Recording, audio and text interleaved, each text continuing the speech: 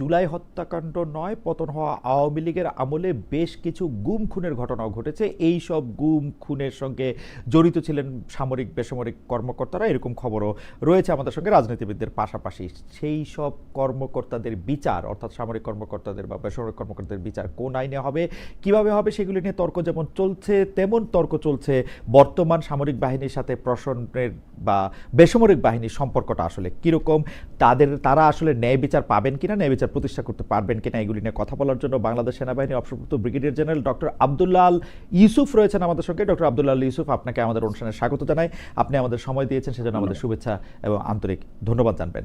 আমাদের সাথে আরও থাকছেন বাংলাদেশ সুপ্রিম কোর্টের আইনজীবী ব্যারিস্টার রাসনা ইমাম। ব্যারিস্টার রাসনা ইমাম, আপনি আমাদের সঙ্গে যুক্ত হয়েছেন, সেজন্য আমাদের শুভেচ্ছা, কৃতজ্ঞতা এবং ধন্যবাদ জানবেন। আপনাকে স্বাগত জানাচ্ছি ইমাম।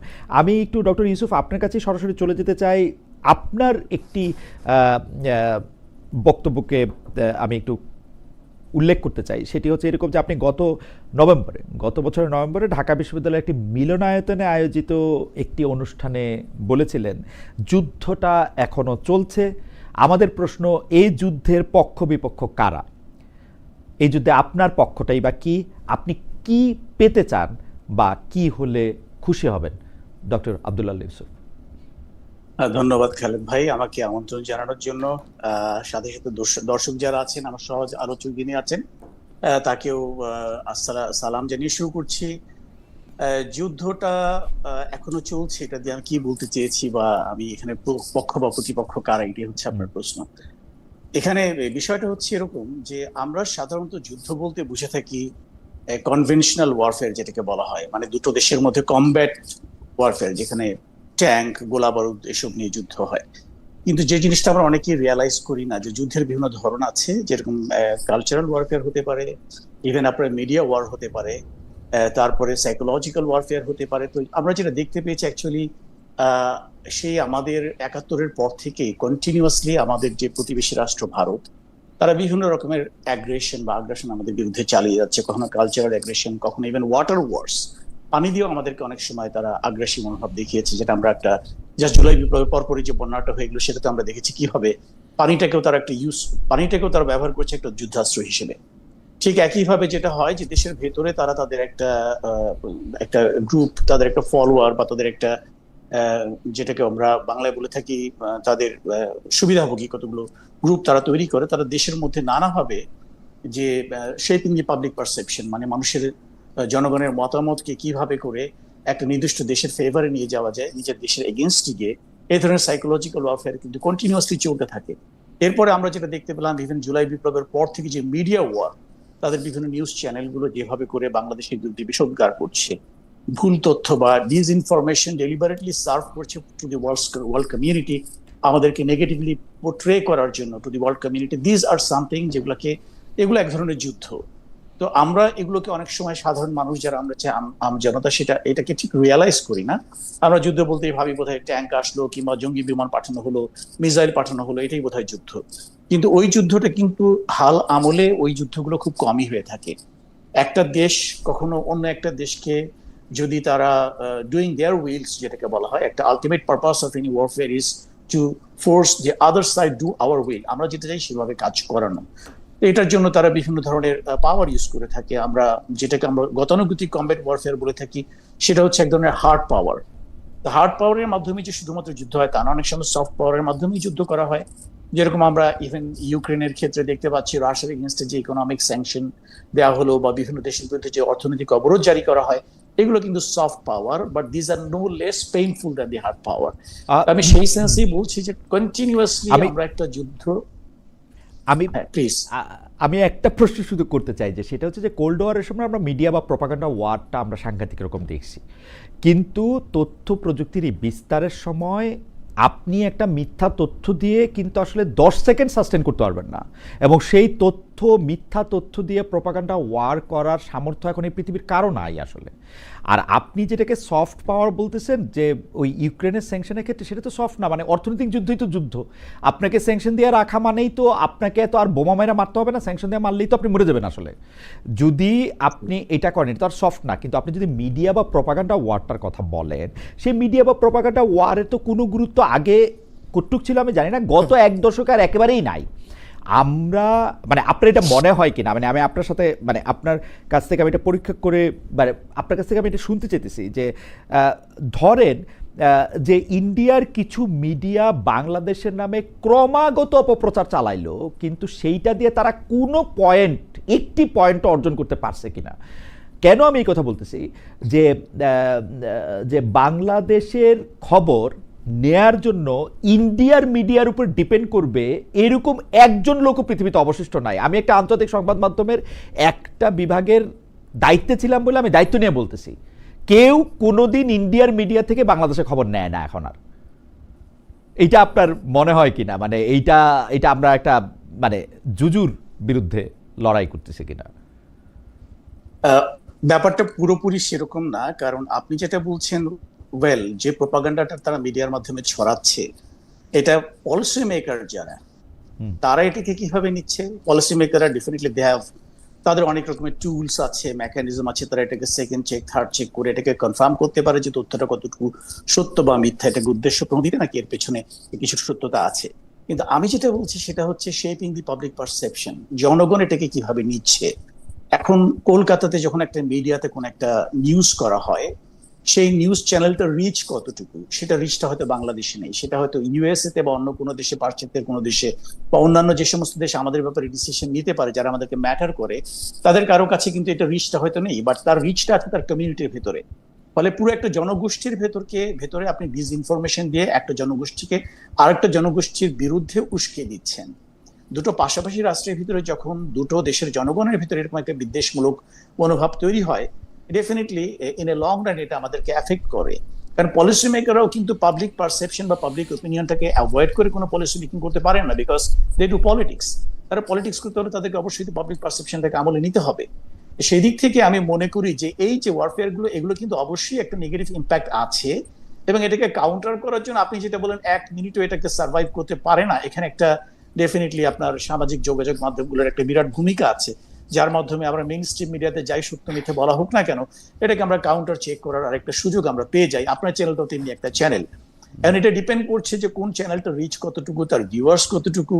আর আজকাল যেহেতু মিডিয়াটা আমাদের সবার হাতের মুঠোয় চলে আসছে, সো ইটস ট্রু যে এটাকে এত সহজে কিন্তু গেলানো যায় না। কিন্তু আমার টার্গেট অডিয়েন্সকে, যদি কলকাতার ওই মিডিয়াটার যদি টার্গেট অডিয়েন্স কলকাতাবাসীরাই হয়, তাহলে তারা তো এটা দেখতে পাচ্ছে, আমি হয়তো দেখতে পাচ্ছি না, পাশ্চাত্যের কেউ দেখতে পাচ্ছে না, কিন্তু ওদের ওপিনিয়নটা তো ম্যাটার করে। আচ্ছা, আমার মনে হয় যে মিডিয়ার এই জায়গাটা নিয়ে, এই শক্তি বা শক্তির জায়গাটা নিয়ে আমরা একটু থিওরিটিক্যাল আলাপও আমরা অনেক সময় করতে পারি, কিন্তু কলকাতার ওই টার্গেট অডিয়েন্স আমার কাছে মনে হয়েছে যেসব বাংলাদেশিরা উত্তেজিত হবে এইসব খবরের মধ্যে, তারাই আসলে বেশি ছিল। কারণ আমরা যেহেতু মানে মানে ওদেরকে অনেক বেশি দেখছি, যে দেখাটা ওরা ডিজার্ভ করে না সেটা, যাই হোক। কিন্তু আমি সরকারের জায়গা থেকে আসি ডক্টর ইউসুফ, যে এই অন্তর্বর্তী সরকারের সময় আমরা মুখে অনেক বেশি ভারতের বিরোধিতা করতে শুনছি, ব্যবসা বাণিজ্যে কিন্তু আমরা দেখছি উল্টোটা অসহযোগিতা করতেছে ভারত সরকার। তারা পর্যটন ভিসা পর্যন্ত বন্ধ করে রাখছে। সেই জায়গায় ডক্টর ইউনূস সরকার যথাযথ জবাব দিতে পেরেছে কিনা, নাকি মুখে একরকম কথা বলতেছে, অন্যদিকে তারা আমরা দেখতেছি যে প্রথমায় সেই আদানির বিদ্যুতের টাকা পরিশোধ করলো, বলা হলো যে ইন্টারন্যাশনাল চুক্তি নাকি বাদ দেওয়া যায় না। ইন্টারন্যাশনাল চুক্তি হয়ই বাদ দেওয়ার জন্য, আমি 1 কোটি দেখাতে পারবো যে ইন্টারন্যাশনাল চুক্তি কেমনে বাদ দেয় এই সরকার। আমরা দেখতেছি যে একদিকে মানে ভারত ল্যান্ড বর্ডার দিয়ে আমাদের যাওয়া রপ্তানি করা এগুলি বন্ধ করতেছে, কিন্তু আমরা তাদের সাথে আম, ইলিশ কূটনীতি করতেছি, আমরা পুশিন দেখতেছি। সরকারের এই জায়গাটা আমি ঠিক বুঝি না, মানে মুখে যতটা ভারত বিরোধিতাটা করে, সেই একই রকমভাবে সেটা তার কূটনৈতিক আচরণে এটা অনুবাদ হয় কিনা, আপনি কিরকম দেখেন ডক্টর ইউসুফ? এখানে যে বিষয়টা আমি বুঝতে পারি সেটা হচ্ছে, আমরা পাবলিক যখন কোন একটা ওপিনিয়ন দেই, আমরা একটা ইম্পালসিভ, এটা একটা অনেকটা ইম্পালসিভ, আমরা আমাদের ইমোশন গাইডেড একটা রেসপন্স প্রতিটা জিনিসে থাকে। কিন্তু যখন যারা সরকার পরিচালনা করেন, যারা পলিসি মেকিং লেভেলে থাকেন, তাদেরকে যে কোনো একটা বক্তব্য, বিবৃতি বা যে কোনো অ্যাকশনে যেতে হলে তাদেরকে অনেকগুলো আসপেক্ট তাদেরকে চিন্তা করতে হয়। আমরা একটা বৃহত্তর বিশ্বে বসবাস করি, যেখানে ওভারঅল ভূ রাজনৈতিক রিয়ালিটিটা কিরকম, আমার একটা স্টেটমেন্ট বা আমার একটা পদক্ষেপ আমার অন্যান্য যে সমস্ত বন্ধু রাষ্ট্র আছে, আমাদের সহযোগী রাষ্ট্রগুলো কিভাবে নেবে, এটার ফার রিচিং ইম্প্যাক্টটা কি পড়তে পারে। আমার ধারণা এই জিনিসগুলো যারা পলিসি মেকিং লেভেলে থাকে, যারা রাষ্ট্র পরিচালনা করেন, স্টেট ক্রাফটের সঙ্গে যারা জড়িত, তাদেরকে এই জিনিসগুলো ভাবতে হয়, যেটা আমরা সাধারণ মানুষ অনেক সময় ভাবি না। তো এখানে যখন একটা ধরেন রাজনৈতিক সরকার থাকে, যাদের একটা জনপ্রিয়তার প্রশ্ন থাকে, তারা কিন্তু পাবলিক সেন্টিমেন্টটাকে খুব সিরিয়াসলি তারা আমলে নেয়। তারা যে কোনো একটা পদক্ষেপ নেওয়ার সময় চিন্তা করে যে এর পসিবল রিপারকেশন পাবলিক সাইড থেকে কি হতে পারে। যেই দায়বদ্ধতাটা একটা অন্তর্বর্তীকালীন সরকারের কখনোই থাকে না। সো আমার মনে হয় যে অন্তর্বর্তীকালীন সরকারের অনেকগুলো পদক্ষেপ বা পলিসি হয়তোবা এটা কতটুকু জনপ্রিয় বা অজনপ্রিয় হবে সেটা বিবেচনায় না রেখে তারা হয়তো বৃহত্তর ভূ রাজনৈতিক প্রেক্ষাপটে এটা ফার রিচিং ইম্প্যাক্ট আমাদের Okay. সঙ্গে অন্যান্য দেশের রিলেশন থেকে কতটা এফেক্ট করবে সেই দৃষ্টিকোণ থেকে তারা অনেক অনেক পদক্ষেপ নিয়ে থাকেন, যেগুলো হয়তো অনেক ক্ষেত্রে নন ডিসক্লোজার এগ্রিমেন্টের কারণে আমাদেরকে জানানোও হয় না। তো এই ব্যাপারে আসলে সরকারের ভেতরে না থেকে এই ব্যাপারে কোনো মন্তব্য করাটা আসলে একটু জটিল আমার জন্য। ডক্টর ইউসুফ, আপনাকে ধন্যবাদ। আমি একটু ব্যারিস্টার রাশনা ম্যামের কাছে যাই। ব্যারিস্টার রাশনা ম্যাম, আমাদের প্রশ্ন আপনার কাছে যে আপনি জুলাই হত্যাকাণ্ডের বিচার ও বিগত 15 বছরে গুম খুন নিয়ে তড়িঘড়ি থাকার কথা বলেছেন। বিচারের আগে সাজা কেন, এমন প্রশ্ন তুলেছেন। আপনি দাবি করেছেন দেশের অভ্যন্তরীণ বিচার প্রক্রিয়ায় অনেক ধরনের ঘাটতি আছে, তাই জুলাই হত্যাকাণ্ডের বিচার দেশের ট্রাইব্যুনালে নয় আন্তর্জাতিক অপরাধ আদালতে যাওয়ার কথা বলেছেন। দেশের বিচার ব্যবস্থার প্রতি কি আপনি আস্থা রাখতে পারছেন না? আস্থার জায়গা উন্নয়নে সরকার আসলে এখানে কি করতে পারে? ব্যারিস্টার ইমাম। জি, ধন্যবাদ খালেদ ভাই। প্রথমেই বলবো প্রেক্ষাপটটা, আমি যে বক্তব্যটা দিয়েছিলাম ওটার প্রেক্ষাপটটা ছিল প্রথম দিকে ছিল, এবং জুলাই অভ্যুত্থানের কিছুদিন পরেই আমার মনে হয় এই বক্তব্যটা দেয়া। এবং প্রেক্ষাপটটা ছিল যে 15 বছর ধরে আমাদের বিচার ব্যবস্থাকে পুরোপুরি দলীয়করণ করা হয়েছিল এবং অনেকভাবে বিচার ব্যবস্থার যে স্বাধীনতা বা ক্ষমতাটা থাকা উচিত সেটা ভেঙে দেওয়া হয়েছিল। সো ওই প্রেক্ষাপটে আমার তখন অনেস্টলি মনে হয়নি যে মানবতা বিরোধী অপরাধ, এই ধরনের অপরাধ বিচার করার ক্যাপাসিটি ইন্টারন্যাশনাল ক্রাইমস ট্রাইব্যুনালের আছে। এবং তার জন্যই আমি বলেছিলাম যে আন্তর্জাতিক অপরাধ আদালতে যদি রেফার করে দেয়া হয় তাহলে হয়তো আরো সঠিকভাবে বিচারটা হবে। এবং তারপরে যেটা আরেকটা কারণ ছিল সেটা হচ্ছে গিয়ে ইউএন এর যে ফ্যাক্ট ফাইন্ডিং মিশনের রিপোর্টটা ছিল সেখানেও আই বিলিভ এরকমই একটা সুপারিশ এসেছিল যে ক্ষমতাটা নিয়ে আন্তর্জাতিক অপরাধ ট্রাইব্যুনালের তাদেরও নানা ধরনের প্রশ্ন ছিল এবং তারাও বলেছিল রেফারেন্স হয়তো ইন্টারন্যাশনাল ক্রিমিনাল কোর্টে করা যেতে পারে। এটা ছিল মোটামুটি প্রেক্ষাপটটা। সো বিচার ব্যবস্থাকে যেহেতু নানাভাবে ভেঙে দেওয়ার চেষ্টা করা হয়েছে গত 15 বছরে, এটা তো ওভারনাইট বা ইভেন এক বছরে পুরোপুরি পাল্টে যাবে না। সো বিচার ব্যবস্থায় আমাদের এখনো নানা ধরনের সমস্যা আছে, হচ্ছে। কিন্তু তাই বলে যে কোনো ধরনের সংস্কারের উদ্যোগই নেওয়া হয়নি তা তো না। বড় ধরনের কয়েকটা সংস্কারের উদ্যোগ নেওয়া হয়েছে, যেরকম একটা ইন্ডিপেন্ডেন্ট কমিশন গঠন করা হয়েছে বিচারক নিয়োগ দেওয়ার জন্য সুপ্রিম কোর্টের, এবং এই কমিশন অলরেডি অ্যাক্টিভেটেড এবং এনাদের অধীনেই কিন্তু লাস্ট যে নিয়োগগুলো হলো সুপ্রিম কোর্টে সেটা হয়েছে।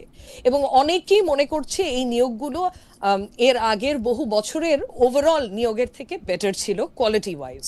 তারপরে ধরেন সুপ্রিম জুডিশিয়াল কাউন্সিল, যারা বিচারকদের বিরুদ্ধে এনকোয়ারি করবেন এবং সুপারিশ করবেন রাষ্ট্রপতিকে, সেটাকেও রিঅ্যাক্টিভেট করা হয়েছে। ওই 16th অ্যামেন্ডমেন্টে যেটাকে বাতিল করার একটা অ্যাটেম্প্ট নিয়েছিল আওয়ামী লীগ, সো সেটাও রিঅ্যাক্টিভেট করা হয়েছে। সচিবালয়টা এখনো যদিও বাস্তবায়ন করা হয়নি।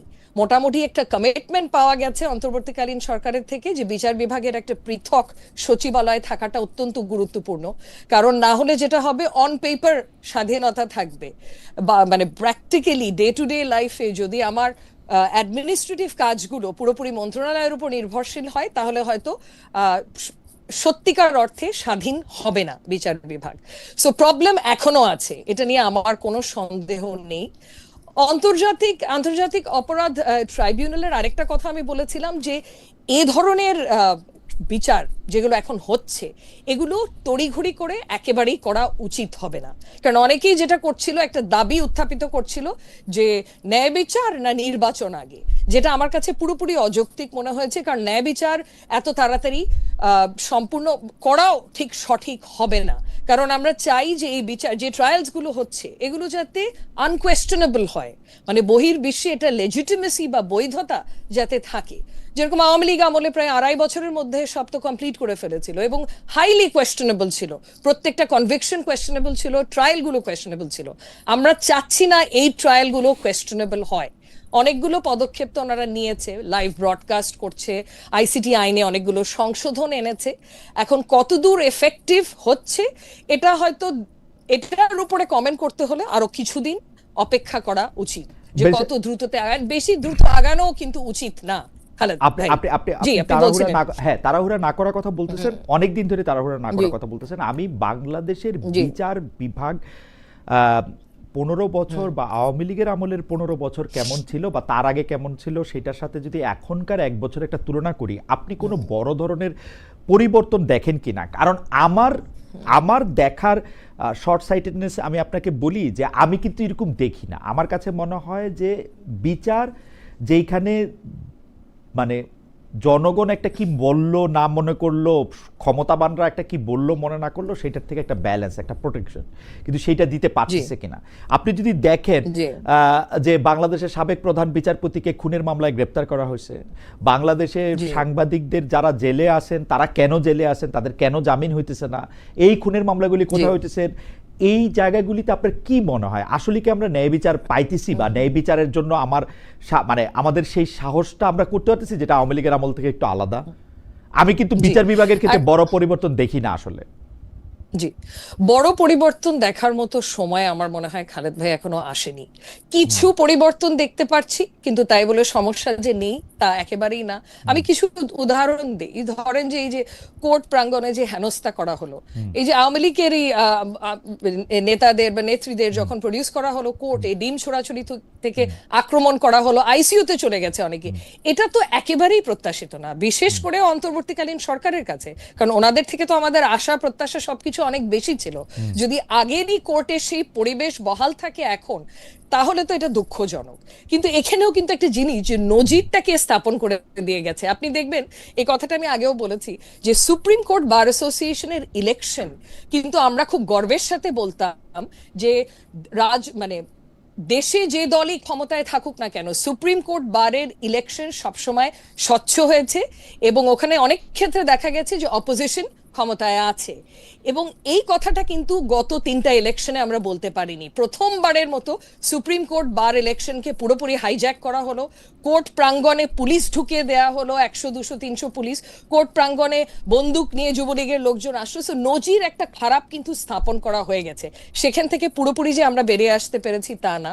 তার একটা প্রমাণ হচ্ছে, ধরেন কোর্ট প্রাঙ্গণে যে হেনস্থা করা হলো, যাদেরকে আসামিদের যখন প্রডিউস করা হলো।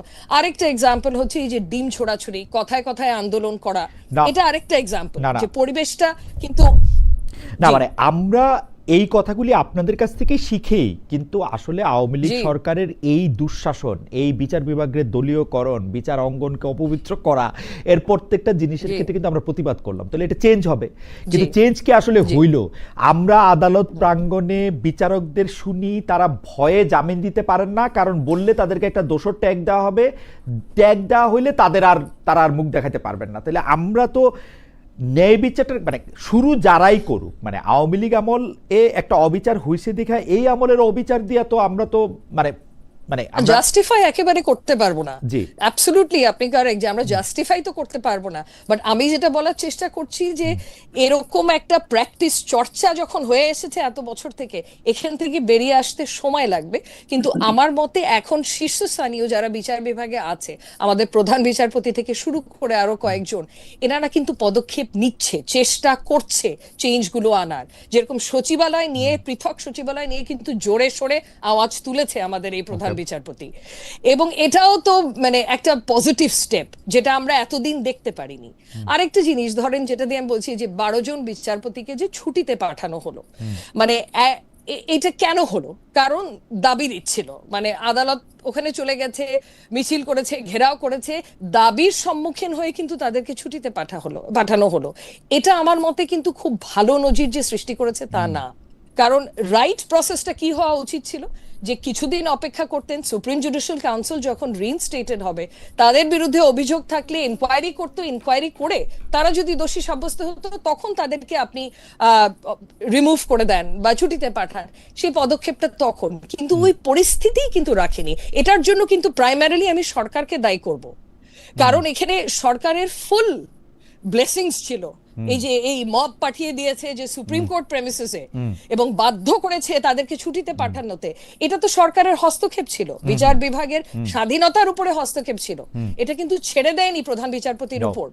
So, absolutely. এইসব প্রবলেমস আছে খালেদ ভাই, এইসব প্রবলেমস আছে, কিন্তু কিছু যে পদক্ষেপ দেখতে পারছি এটাও এতদিন দেখতে পারিনি, Okay. এতটুকুই আমি বলবো। আপনাকে অনেক ধন্যবাদ বেরিস ইমাম। আমি একটু ডক্টর আব্দুল আলী ইউসুফ এর কাছে আসি। যে ডক্টর ইউসুফ, বর্তমান যিনি সেনাপ্রধান আছেন জেনারেল ওয়াকারুজ্জামান বিভিন্ন মাধ্যমে বিভিন্নভাবে বুঝাতে চেয়েছেন, বলেছেন আসলে যে তিনি সরকারি দায়িত্ব পালন করবেন যথানিয়মে, রাষ্ট্রীয় বা সাংবিধানিক ক্ষমতা দখল করার বা ক্ষমতায় আসার কোনো ইচ্ছা বা বাসনা তার নাই। কিন্তু গত বছর আগস্ট মাস থেকে আমরা কন্টিনিউয়াসলি শুনে আসতেছি যে সামরিক অভ্যুত্থানের গুজব, আমরা সেনাবাহিনী ক্ষমতা নিবে, আওয়ামী লীগকে আবার পুনঃপ্রতিষ্ঠা করার জন্য তিনি চেষ্টা করতেছেন। এবং তিনি একটা তিনি কিভাবে শেখ হাসিনা বা আওয়ামী লীগের স্বার্থ সংরক্ষণ করবেন এইটাই তার একমাত্র চিন্তা ভাবনা, আর কোনো চিন্তা তার নাই। 2-3 দিন আগেও রাতভর একটা গুজব ছিল। এই গুজবটা হচ্ছে যে বলা হইতেছিল যে আইসিটি যে 25 জন বা 28 জন সেনা কর্মকর্তার বিরুদ্ধে অভিযোগপত্র দিয়েছেন বা তাদের গ্রেপ্তারি পরোয়ানা দিয়েছেন, সেইটা তিনি রুখে দিতে চান, তিনি সেনা কর্মকর্তাদের করতে চান না। আপনি ব্যাপারটাকে আসলে কীভাবে দেখেন? আমার প্রশ্ন হচ্ছে, ক্রমাগতভাবে এইটা বলে এইটা কি সিভিল প্রশাসনকে, আর্মি যারা আছেন তাদের মুখোমুখি দাঁড় করানো হইতেছে? এটা কি ভালো হইতেছে, নাকি আর্মির একটু চাপে রাখাই ভালো, যে আর্মি হইছো তোমরা একটু চাপে থাকো? ধন্যবাদ। একটু আগে আপনি যে জিনিসটা বললেন শুরুর দিকে, যে আজকাল এমন একটা সময়ের মধ্যে দিয়ে আমরা যাচ্ছি যখন কেউ একটা গুজব ছড়িয়ে বা একটা ডিসইনফরমেশন ডিসিমিনেট করে যে খুব সহজে পার পেয়ে যাবে তা না, এটা লোকজন বুঝতে পারে। আমি একটা ছোট্ট এক্সাম্পল দিয়ে বুঝাতে চাচ্ছি। এই যে একটা কুয়ের গুজব, আমরা নিজের এটাকে গুজব বলছি, রিউমার বলছি। তো এই যে একটা কুয়ের একটা গুজব যে ছড়ানো হলো যে 2 দিন আগে রাতে, এই গুজবটাকে হালে পানি পেয়েছে? এই গুজবটা থেকে কেউ রেসপন্ড করেছে? আপনার সেই সুদূর ফ্রান্সে বসে কোন এক ভদ্রলোক বললেন যে ক্ষমতা দখল করার প্রচেষ্টা হচ্ছে, অথচ that was A routine move. আপনার 4টা এপিসি ডিপ্লোম্যাটিক জোন থেকে ফিরে আসবে, যেটা রোটেশন হয় আর কি। আমাদের যে ট্রুপস যে কোনো জায়গাতে কাজ করতে থাকলে কিছুদিন পর পর তাদেরকে রোটেট করতে হয়, তাদের রেস্ট রিফিটিং দরকার হয়। That was routine move. এই রুটিন মুভটাকে যে পারপাসফুলি এটাকে একটা রিউমার ছড়িয়ে একটা উত্তাপ ছড়ানোর চেষ্টা করা হলো, এটা কি সফল হয়েছে? কেউ কি রেসপন্ড করেছে? কেউ রেসপন্ড করেনি। না, কিন্তু সরি ডক্টর ইউসুফ, আমি শুধু একটা প্রশ্ন করতে চাই যে এইটা তো আর উনি স্যাটেলাইট দিয়ে দেখেন নাই। উনাকে আর্মির ভিতর থেকেও বা সিভিল প্রশাসনের ভিতর থেকে কেউ বাংলাদেশ থেকে বলেছেন যে এটা এরকম হইতেছে, এইটার এরকম একটা কনসিকুয়েন্স থাকতে পারে, উনার কাছে মনে হয়েছে যে এইভাবে এটা উনি রিয়েক্ট করবেন। এই ভিতর থেকে কথা বলার বা এই আমি আমি আমি নিজে এই পেশার সাথে কিছুটা জড়িত বলে আমি কিন্তু বুঝি যে আমি কিন্তু একদম হাওয়া থেকে কথাটা বলতে পারবো না। কেউ না কেউ আমাকে কোনো না কোনো কিছু বলতেছেন, যেটা আমি আসলে, তো ওইটার কি আপনার কাছে মনে হয় কিনা যে কেউ না কেউ তো উনাকে আসলে সত্যিই বলছেন, উনি তো আর এটা একদমই বানায়া বলেন নাই? এইটাও কি এখানে লক্ষ্য করুন? জি, এখানে একটা হচ্ছে তথ্য, আর একটা হচ্ছে আপনি তথ্যটাকে কিভাবে ইন্টারপ্রিট করছেন সেটা। এখানে তথ্যটা হচ্ছে ইয়েস, 4টা এপিসি ক্যান্টনমেন্ট থেকে বেরিয়েছে, সাথে 4 দুগুণে 8টা পিকআপ ভর্তি সৈন্য বেরিয়েছে। এখন পুরো বাংলাদেশেই তো ম্যাজিস্ট্রেসি পাওয়ার নিয়ে সেনাবাহিনী বিভিন্ন জায়গাতে ডিপ্লয়, তারা বিভিন্ন জায়গাতে তাদের অ্যাডমিনিস্ট্রেটিভ মুভ হতে পারে, লজিস্টিক মুভমেন্ট হতে পারে, অপারেশনাল মুভমেন্ট হতে পারে। That is for the very purpose of performing the duty which they have been entrusted upon. তাদেরকে যে দায়িত্বটা দেওয়া হচ্ছে এটা পালন করার জন্যই তাদেরকে কতগুলো রুটিন মুভমেন্ট করতে হয়। তো মুভমেন্টটা হয়েছে, এই তথ্যটা তো ভুল না, কিন্তু মুভমেন্টের ইন্টারপ্রিটেশনটা কি হয়েছে, দ্যাট ইজ রিয়েলি সিরিয়াস। যখন এই একটা বিনাইন মুভমেন্টকে কেউ একটা অ্যাটেম্পট বলে এটাকে পাবলিসাইজ করার চেষ্টা করে, একটা ফিয়ার মঙ্গারিং এর চেষ্টা করে, জনগণের ভিতরে একটা ভয় ঢোকানোর চেষ্টা করে, আমি মনে করি this is a serious criminal offence. এটা অত্যন্ত বাজে একটা অফেন্স। যারা এই ধরনের কাজগুলো করছেন, হ্যাঁ তথ্য কেউ দিতেই পারে। আপনারাও যেরকম যারা সাংবাদিকতা করেন, আপনাদের প্রচুর সোর্স থাকে বাংলাদেশের ভেতরে, তাদের কাছ থেকে আপনারা বিভিন্ন নিউজ ফিডব্যাক পান। বাট আপনি একটা নিউজ পেলেন, বাট নিউজটার যে বিশ্লেষণ, নিউজ অ্যানালিসিস বা ইন্টারপ্রিটেশনটা তো অ্যাবসলিউটলি আপনার উপরে। আপনি এটাকে চেক করবেন, রিচেক করবেন, নাম্বার অফ সোর্স থেকে আপনি কনফার্ম করবেন যে তথ্যটা আপনি পেয়েছেন সেটা সত্যি না মিথ্যে, এটা বানোয়াট কিনা। অ্যান্ড দেন যে তথ্যটা আপনি পেলেন তার পিছনে ব্যাকগ্রাউন্ড ইন্টেনশনটা কি হতে পারে, এটা আপনি একটা অনুমান নির্ভর একটা বক্তব্য দিতে পারেন, কিন্তু সেই বক্তব্যটা এই পর্যায়ে হওয়া উচিত না যেটা পুরো দেশব্যাপী একটা মনে করেন ফিয়ার মঙ্গারিং করবে, লোকজনের ভিতরে একটা ভয় ঢুকিয়ে দেবে। এগুলো তো আমার মনে হয় যে দিস আর ইল ইন্টেনশন, এগুলো তো ভালো কোনো লক্ষ্যে হচ্ছে বলে আমার মনে হয় না। আর যেটা আপনি যুদ্ধের কথা শুরুতেই বলেছেন, দেয়ার আর সাম পিপল যারা সবসময় চাবে আমাদের দেশ, যে আমরা সবসময় একটা ঐক্যের কথা বলে আসছি, আমরা সবসময় চেয়েছি, আমরা এখনো চাই, আপনারা প্রত্যেকেই চান যে আমরা যাতে ঐক্যবদ্ধ ইউনাইটেড থাকি। এই জন্য সরকার ঐক্যমত্য কমিশনও গঠন করেছে। উদ্দেশ্যটা একটাই, আমাদের ভিতরে যখন একটা ডিভিশন তৈরি হবে, আমাদের যে পটেনশিয়াল এনিমি যারাই আছে তারা কিন্তু এটাকে এক্সপ্লয়েট করার চেষ্টা করবে। তো যখনই কেউ এই ধরনের কোনো রিউমার ছড়ায়, আমার সঙ্গত কারণে আমার মনের ভিতরে একটা প্রশ্ন আসে, হুম দে আর ট্রাইং টু হেল্প? তারা কি আমাদের বিভাজনটাকে বাড়ানোর চেষ্টা করছে? আর দে ট্রাইং টু হেল্প আমাদের যে কি বলে যে শত্রুপক্ষ যারাই হোক দেশের ভেতরে এবং বাইরে, তাদের পরে তারা কাজ করছে কিনা, এই প্রশ্নটা কিন্তু সঙ্গত কারণেই মনের ভিতরে চলে আসে। ডক্টর ইউসুফ, আমি দুইটা বিষয়ে শুধু আপনার একটু কুইক মানে একটু মতামত জানতে চাই। একটা হচ্ছে যে আমরা কিন্তু দেখতে পাচ্ছি যে সেনাপ্রধান রাজনীতি থেকে বা ক্ষমতা থেকে নিজেকে দূরে রাখবেন এরকম একটা প্রতিশ্রুতি দিচ্ছেন, কিন্তু ঘটনা হচ্ছে তিনি কি রাজনীতি থেকে আসলে দূরে থাকতেছেন? তিনি বিভিন্ন রাজনৈতিক দলের সাথে কথা বলতেছেন, রাজনৈতিক দলের মুখপাত্রদের সাথে কথা বলতেছেন। তিনি মানে একটা কথা আছে না, অধিকার ছাড়িয়া দিয়া অধিকার রাখার মতো বিড়ম্বনা, এরকম একটা ইয়ার মধ্যে তো তিনি যুক্ত থাকতেছেন আসলে। মানে এইটা কেন? মানে আমরা কেন ডিজিএফআই কেও ইন্টারেস্ট নিতে দেখতেছি এই রাজনীতি নিয়ে? ওনারা তো ক্ষমতায় থাকবেন না, ডিজিএফআই এর কেন পলিটিক্যাল ইন্টারেস্ট নিতে হবে বা নিতে হচ্ছে কিনা? ডক্টর ইউসুফ। ওকে, ফাইন। আপনার যে প্রশ্নটা হচ্ছে যে আপনি যেটা বললেন যে ক্ষমতা ছাড়িয়ে দিয়া তা অধিকার ধরে রাখার চেষ্টা করাটা, আচ্ছা, চমৎকার একটা কথা বলেছেন। এখন প্রশ্নটা হচ্ছে যে পলিটিক্স বলতে আমরা আসলে মানে যেটা বোঝা যায় পলিটিক্স, এটা আমি আমার একটা বক্তব্যে অতীতেও বলেছি যে রাষ্ট্রের যে চারটা মৌলিক যে মানে এগুলো আছে, স্তম্ভ আছে, মানে ক্ষমতার স্তম্ভ, যেটা diplomacy, information, military and economy বলা হয়ে থাকে, this are the core instruments of national পাওয়ার। এই চারটা স্তম্ভের উপর কিন্তু একটা ন্যাশনাল পাওয়ার ডিপেন্ড করে। তো এই পাওয়ার গুলো তো very well political elements in a সে। আমি পলিটিক্স বলতে চাই যে war is an extension of politics. যখন আমার কোন একটা দেশের সঙ্গে কোন একটা সমস্যা হচ্ছে, সেটা ভেতরে হোক বাইরে হোক, যখন সেটা পলিটিক্যাল প্রসেসে সেটেল করা না যায়, যখন ডিপ্লোম্যাটিক প্রসেসে সেটেল করা না যায়, তখন বাধ্য হয়ে সরকার তখন তার মিলিটারি টুলটাকে ইউজ করে। That means the military as an instrument of national power, they have to be fully aware of the political development within and outside of the country. So there is no harm in being politically aware. কিন্তু আপনি যেটা বলতে যাচ্ছেন বা যেটা অবশ্যই আপত্তিকর, যে whether he is involved in a party politics, that's very important.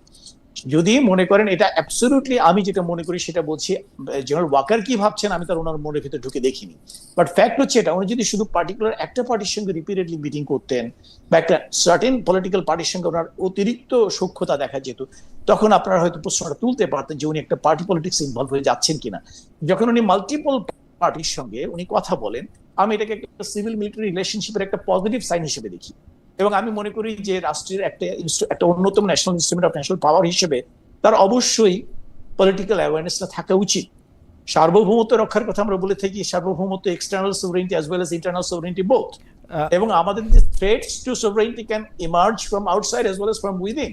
So এদিক থেকে যদি উনি একটা পলিটিক্যাল অ্যাওয়ারনেসের জন্য if he maintains communication with all the political parties, কোন একটা নির্দিষ্ট পলিটিক্যাল পার্টির প্রতি বায়াস না হয়ে, আমি এর ভিতরে মন্দ কিছু দেখি না। আমি মনে করি বরঞ্চ একজন সেনাপ্রধানের এই অ্যাওয়ারনেসটুকু থাকা উচিত, কমিউনিকেশনটুকু তার মেনটেন করাই উচিত। আপনি দুইটা জিনিস বলতেছেন, আপনি বলতেছেন যে অ্যাওয়ারনেসও থাকা উচিত, কমিউনিকেশনও মেনটেন করা উচিত। অ্যাওয়ারনেসও থাকবে, আমরা যে কোনো লোকই আমাদের একটা পলিটিক্যাল অ্যাওয়ারনেস থাকবে, কিন্তু আপনি বলতেছেন যে পোশাকে থেকে, সেনানিবাসে থেকে ওনার একটা পলিটিক্যাল কমিউনিকেশনও বজায় রাখা উচিত। এখন কমিউনিকেশনের ক্ষেত্রে, আমি কমিউনিকেশনের ছাত্র হিসেবে বুঝি ডক্টর ইউসুফ, কমিউনিকেশনের ক্ষেত্রে কিন্তু পিক অ্যান্ড চুজ থাকে। কমিউনিকেশনের ক্ষেত্রে কিন্তু আপনি কার সাথে কীরকম কমিউনিকেশন করবেন আপনার একটা বায়াসও থাকে। এর চেয়ে সবচেয়ে ভালো হচ্ছে যে আমরা সবসময় দেখি যারা আসলে, যেমন ধরেন তাহলে তো বিচারকদেরও কি বাংলাদেশের রাজনৈতিক অবস্থা বোঝার জন্য তাদেরকে একটা কমিউনিকেশন মেনটেন করা উচিত? যিনি রাজস্ব বোর্ডের চেয়ারম্যান আছেন তারও কি একটা কমিউনিকেশন মেনটেন করা উচিত? যিনি দুদকে আছেন তারও কি করা উচিত? মানে আপনি কিভাবে এইটার সীমারেখাটা কিভাবে টানবেন যে একটা আর্মি জেনারেল উনি কেন উনার অফিস ব্যবহার করে পলিটিক্যাল পার্টিগুলির সাথে কথা বলবেন? সবগুলির সাথে কথা বললো, ধরলাম তার বায়াস নাই, মানে কেন বলবেন এটা? রাইট, আপনি যেটা বলেন রাজস্ব বোর্ডের চেয়ারম্যান কিংবা একজন বিচারক, কি উনি তো বা যে কোনো কোনো যে দায়িত্বের লোক, আমরা সাংবাদিকরা ছাড়া হ্যাঁ, কারোই তো সব পার্টির সাথে কথা বলা উচিত না। না, এখানে একটুখানি আমার মনে হয় যে একটু বোঝার ব্যাপার আছে। আমি যেটা জি বললাম যে ইনস্ট্রুমেন্টস অফ ন্যাশনাল পাওয়ার, একটা জাতির সার্বভৌমত্ব স্বাধীনতা ধরে রাখার জন্য যে চারটে এলিমেন্টস এর কথা আমি বললাম, জি এর ভেতরে এখন অনেকে আবার ইয়েটাকে ইনক্লুড করছে, যে আপনার মিডিয়াটাকে ইনক্লুড করছে, বাট বেসিক্যালি অ্যাকচুয়ালি মিডিয়াটাই হচ্ছে আপনার ইনফরমেশন ডাইন বলা হয়, যেটা diplomacy, information, military and economics. Hmm এই চারটা ইনস্ট্রুমেন্ট অফ ন্যাশনাল পাওয়ারকে যারা লিড করে, তাদের তো অবশ্যই একটা সিনার্জিস্টিক ওয়েতে যাতে ন্যাশনাল পাওয়ারটা সুসংহত হয়, এটাকে ইনশিওর করার জন্য তাদের mutual sort of talk, communication তো থাকাটাই বাঞ্ছনীয় বলে আমি মনে করি। আমি ওকে আবারও বলছি, war is an extension of politics. একজন সেনাপ্রধান যদি দেশের আভ্যন্তরীণ এবং বাইরের যে political development, geo political realities, emerging realities গুলো সম্পর্কে যদি উনি না জানেন বা কমিউনিকেশনে না থাকেন, it becomes very difficult for him to lead his troops in the war. So ওকে আমি ব্যক্তিগতভাবে মনে করি there is no harm in it if he continues communication with all the parties instead of just being biased towards one. এটা হচ্ছে আমার দৃষ্টিভঙ্গি। Doctor Yusuf, আপনাকে অনেক ধন্যবাদ। আমি একটু বেরসের রাসনাইম আমার কাছে আসি। বেরসের রাসনাইম, এই জি প্রশ্নটা আমি আপনার কাছ থেকে শুনতে চাই, তারপরে আমি আপনার মন্তব্যের পর আমি ডক্টর ইউসুফের কাছে একই প্রশ্নের ব্যাপারে তার মতামত একটু শুনতে চাই। সেটা হচ্ছে অন্তর্বর্তী সরকারের সময় যেসব মানবতা বিরোধী অপরাধের বিচার কার্যক্রম চলছে, অবশ্যই আপনারা তা নিবিড়ভাবে পর্যবেক্ষণ করছেন। সম্প্রতি এই মামলায় আছে, মানে মামলায় পরোয়ানা দেওয়া হয়েছে সাবেক ও বর্তমানে কর্মরত প্রায় 30 জন সামরিক কর্মকর্তা, 28 জন কেউ বলতেছেন। কি বিচারের এই উদ্যোগ কিভাবে দেখেন? জুলাই আন্দোলন, পুলিশের বিচার, এর প্রভাব দেশের আইন শৃঙ্খলা বাহিনীর উপর প্রভাব পড়েছে, তারা দায়িত্বে মনোনিবেশ করতে পারছে না, এই অভিযোগ রয়েছে। 30 জন সামরিক কর্মকর্তার বিচার, এই বিচারের উদ্যোগ সেনাবাহিনীর উপর কোনো প্রভাব ফেলতে পারে বলে আপনি মনে করেন কিনা? আমি প্রশ্নটার মধ্যে একটু লেজ যুক্ত করি। সেনাবাহিনী একটা ডিসিপ্লিন ফোর্স, যাদের কাজ হচ্ছে বাংলাদেশের সার্বভৌমত্ব রক্ষা করা, বাংলাদেশের সীমানায় শত্রুদের সাথে মোকাবেলা করা, দেশ রাখা। কিন্তু ওনারা যখন সিভিল প্রশাসনের এইডে আসেন, তখন তারা বিভিন্নভাবে সিভিল প্রশাসনের মধ্যে, ধরেন একজন ব্রিগেডিয়ার জেনারেলও কোনো একটা জায়গায় অধিনায়ক হয়ে আসেন, একজন কর্নেলও কোনো একটা জায়গায় হয়তো সর্বোচ্চ কর্মকর্তা হয়ে আসেন। চেইন অফ কমান্ডার ক্ষেত্রে ওনার তখন একটু রিল্যাক্স করার একটু সুযোগ হয়। তো সেই সব ক্ষেত্রে ওনার অনেক সিদ্ধান্তও নিতে হয়, যেটা ওনাকে ইন্ডিপেন্ডেন্টলি নিতে হবে সেই সময়, যেটা আর্মি বুকে অনেক সময় থাকে না সিভিল ওই। তো এই ক্ষেত্রে আমরা ওনাদেরকে ডাকি যে আমরা আমাদের প্রশাসনকে সহায়তা করতে তোমরা আসো, পরে ওনারা যে কোনো কাজের জন্য, যেটা ওনারা কোনো একটা হুকুমে করছেন বা কোনো একটা অর্ডার মানতে করছেন, তারপরে ওনাদের যদি এই বিচারের এই জায়গায়, মানে আমি অবশ্যই, মানে মুশকিল হইলো, আমি এই গুম খুনের পক্ষে না, যারা অপরাধ করছে তারা তো বিচার করবে, কিন্তু এই চেয়ারকে অভিযুক্ত করাটা, এইটা আপনি আসলে কিভাবে দেখেন একজন আইনজীবী হিসাবে, এবং আপনি এটার প্রতি খেয়াল রাখেন, সেজন্য আপনি একটু বলেন। আমরা একটু ডক্টর ইউসুফকেও শুনবো যে এটা উনি কিভাবে জি দেখেন। জি জি খালেদ ভাই, যেহেতু আমি আইনের শাসনে বিশ্বাসী এবং আমি একজন আইনজীবী, আমি একটু আইনের ব্যাখ্যাটা আগে দিই। আমাদের ইন্টারন্যাশনাল ক্রাইমস ট্রাইব্যুনাল আইন যেটা আছে, সেটা গত বছর সংশোধন করা হয়েছিল, আপনারা সবাই জানেন। সংশোধন করে ট্রাইব্যুনালকে ক্ষমতা দেয়া হয়েছে বিচার করার ডিসিপ্লিন ফোর্সেসের যে কোনো মেম্বারের। ডিসিপ্লিন ফোর্সেসের সংজ্ঞাও আছে সেই আইনে, যেখানে সেনাবাহিনী উল্লেখ করা আছে অবভিয়াসলি। সো এটা কিন্তু খুব ওয়াইড পরিধিতা এই ক্ষমতাটার। এখানে কিন্তু বলা হয়নি যে ধরেন রিটায়ার্ড যারা আর্মি অফিসার্স তারা এই আইনের আওতায় শুধু আসবে, যারা সার্ভিং আর্মি অফিসার্স তারা এই আইনের আওতায় আসবে না। সো তার মানে পরিধিটা অত্যন্ত ওয়াইড, যে কোনো ডিসিপ্লিন ফোর্সের যে কোনো মেম্বার যদি মানবতা বিরোধী অপরাধ সংগঠন করে থাকে, সেক্ষেত্রে এই ট্রাইব্যুনালকে ক্ষমতা দেয়া হয়েছে এই সংশোধনীর মাধ্যমে তাদের বিচার করার। এন্ড আমার ধারণা এটার ভিত্তিতেই চিফ প্রসিকিউটর তার বক্তব্যটা করেছে যে এই আইনের অধীনে ওনাদের বিচার হবে। তো এই আইন নিয়েও কিছু কনসার্নস রেজ করা হয়েছে। তার মধ্যে একটা হয়েছে, আমাদের আইনের ভাষায় বলে প্রিজাম্পশন অফ ইনোসেন্স, যে ওনারা অভিযুক্ত হয়েছে, ওনারা তো এখনো কনভিক্টেড হয়নি, সেক্ষেত্রে ওনাদেরকে কি কোনো ধরনের কি বলবো শাস্তি দেয়া যাবে কিনা। এটা আরেকটা পয়েন্ট যে এই আইনটা কি আদৌ সাংবিধানিক কিনা, নাকি আমাদের সংবিধানের সাথে সামঞ্জস্যপূর্ণ না। সো এখানে আমাদের সংবিধানে কিন্তু আর্টিকেল 47-এ স্পেসিফিক্যালি হেফাজত করা হয়েছে কিছু ধরনের আইনের। তার মধ্যে কি কি ধরনের আইনের? আইনটা যদি ডিটেনশন, প্রসিকিউশন বা পানিশমেন্ট সংক্রান্ত হয়, সেটা যদি ডিসিপ্লিনড ফোর্সেসের ক্ষেত্রে প্রযোজ্য হয়, এবং সেটা যদি মানবতা বিরোধী অপরাধ সংক্রান্ত হয়। তো এই তিনটা বক্সই আপাতত দৃষ্টিতে আমার মনে হয় টিক করে যাচ্ছে। তার অর্থ এটাই যে এই সংশোধনটা আইসিটি আইনের কিন্তু সংবিধানের সাথে অসামঞ্জস্যপূর্ণ বলে গণ্য করা হবে না। এটাকে বেআইনি ঘোষণা করা যাবে না বা বাতিল করা যাবে না। যদি এই ইন্টারপ্রিটেশন সঠিক হয়ে থাকে, সেক্ষেত্রে ওনাদের বিচার কিন্তু আইসিটির অধীনেই হওয়ার কথা। যদিও এটা নিয়ে এখনো কোনো ডিসাইসিভ কথা, মানে একটা কনফ্লিক্টের মানে একটু কনফ্লিক্টিং মনে হচ্ছিল যে প্রতিপক্ষ হিসেবে আইসিটি এবং সেনাবাহিনী অবস্থান নিচ্ছে, যেটা দেশের জন্য ওভারঅল একেবারেই ভালো হবে না। কারণ আমরা জানি এখানে অনেক ভেস্টেড কোয়ার্টার্স আছে যারা দেশকে অস্থিতিশীল করতে চাচ্ছে, যারা কোনো না কোনো অজুহাতে নির্বাচনকে পিছাতে চাচ্ছে, যারা সেনাবাহিনীকে অস্থিতিশীল করতে চাচ্ছে, এবং এই কোনোটাই দেশের জন্য ভালো হবে না। সো এখন আমার মনে হয় এই কনফ্লিক্টগুলো বা ধরেন ইন্টারপ্রিটেশনের যে কি বলবো জায়গা আছে, মিলিটারি আইন বলেন বা আইসিটি আইন বলেন, এগুলো কিন্তু ডায়ালগের মাধ্যমে, কমিউনিকেশনের মাধ্যমে সলভ করা যায়। সবকিছু কিন্তু এরকম স্পিল আউট করতে যে হবে জনগণের মাঝে, যাতে করে এই যে গুজব যারা ছড়াচ্ছেন, সেটা ইনফ্লুয়েন্সার বলেন, সার্টেন কোয়ার্টার্স বলেন, তাদেরকে আরো খোরাক দেয়া হয় এই গুজবগুলো ছড়ানোর, এটা হয়তো is not a good idea. মানে এটা কিন্তু ইন্টারনাল কমিউনিকেশন, কোঅর্ডিনেশনের মাধ্যমে এগুলো ইজিলি অর্গানাইজ করা যাবে। কারণ আই থিঙ্ক আর্মি থেকে বক্তব্য এসছেন, অ্যাডজুটেন্ট জেনারেল উনি বক্তব্য দিয়েছেন যে যারা এই গুমের মতো একটা গুরুতর মানবতা বিরোধী অপরাধের সাথে সংযুক্ত আছে, তাদেরকে মানে কোনোভাবেই কোনো প্রোটেকশন দেবে না আর্মি, এবং আর্মি চাচ্ছেন ন্যায় বিচার এদের বিরুদ্ধে। এদের বেনজির ইমাম, আমার একটা জায়গায় একটু প্রশ্ন আছে যে আপনার এই কথাটার মানে আমার কাছে মনে খুবই প্রণিধানযোগ্য যে এটা আসলে জনগণের সামনে এটা আনাটা ঠিক হইল কিনা, এবং এটা নিয়ে আসলে নানা ধরনের কথাবার্তা বলা কারো জন্যই স্বাস্থ্যকর হইতেছে কিনা। কিন্তু আমি এইটা আসলে ডক্টর ইউসুফ থেকেই পুরো জানতে চাইবো, কিন্তু আপনার কাছে কি মনে হয় যা আইসিটি তদন্ত করে বুঝতে পারলো উনারা গুম খুনের সাথে জড়িত ছিলেন, 5 আগস্টের পরে 1 বছরের বেশি সময়, 14 মাস 15 মাস পার হয়ে গেল, আর্মি জানতো না যে ওনারা গুম খুনের সাথে জড়িত ছিলেন কি ছিলেন না? আর্মির কোনো ইন্নার মেকানিজম নাই যে ওনারা এটা জানতে পারেন যে এই অফিসারটা আসলে মানবতা বিরোধী এই অপরাধে, গুমে খুনে বা অন্য কোনো অন্যায়ের সাথে জড়িত ছিল?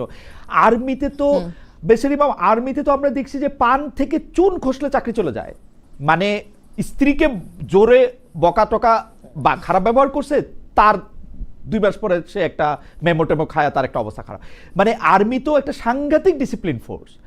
1 বছরের মাথায় আইসিটি জানানোর পর আর্মি জানলো যে এরা এই সাথে জড়িত ছিল। আপনার কাছে কি মনে হয়?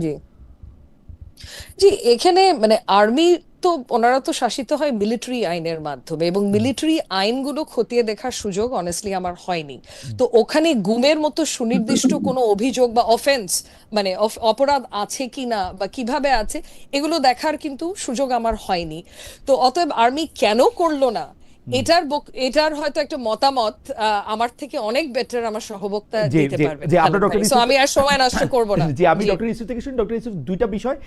একটা বিষয়, আমি আজকে আরেকটা অনুষ্ঠানে জুলকারনাইন স্যারকে শুনছিলাম, তিনি বলতেছেন যে এইসব গুম খুনের ব্যাপারে তারা তো, তিনি, তাসনিম খলিল, মুক্তাদুর রশিদ রোমিও সহ আরও যারা আছেন এগুলো নিয়ে কাজ করছেন, ডেলি সারা জামা ইসলাম, তাদের কথা বলতেছিলেন যে তারা এগুলো নিয়ে যখন কাজ করছেন তখন একটা জিনিস তিনি প্রশ্ন করতে চান যে চৌধুরী আলম সহ 2011-12 সালে যারা গুম হয়েছেন খুব, বা যাদের ইলিয়াস আলী, তাদের মামলাটার আগে কেন ব্রিগেডিয়ার আজমি এবং জনাব মীর, উনাদের মামলাটা কেন সামনে আনা হলো? মানে এটা প্রায়োরিটিটা কিভাবে ঠিক করা হয়েছে?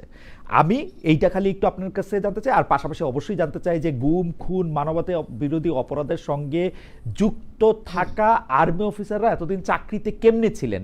তারা কি আইসিটির ওই পরোয়ানা দেখে তারা জানতে পারলেন যে হ্যাঁ এদের বিরুদ্ধে অভিযোগ হচ্ছে? এটা কি সম্ভব আসলে? ডক্টর ইউসুফ। আমি আপনার যে প্রশ্নগুলো, এর আগেও যে কয়েকটা কথা আপনি বলেছেন, প্রশ্ন তুলেছেন, সবগুলোর আমি একটা একটা করে উত্তর দেওয়ার চেষ্টা করবো। ফার্স্ট থিং, যে এতগুলো কেস থাকার পরও বিশেষ করে ব্রিগেডিয়ার আজমি এবং যার কথা বললেন তাদের কেসটা কেন সবার আগে কনসিডারেশন আনা হচ্ছে? মানে আপনার কথার ইমপ্লাইড মিনিংটা আমি যেটা বুঝতে পারি, এটা কি ডেলিবারেটলি এই যে আসামিদের ভিতরে যারা সেনা সদস্য তাদেরকে সবার আগে বিচারের আওতায় আনার একটা উদ্যোগ কিনা, বা এটা হয়তো অনেকে প্রশ্ন তুলছেন।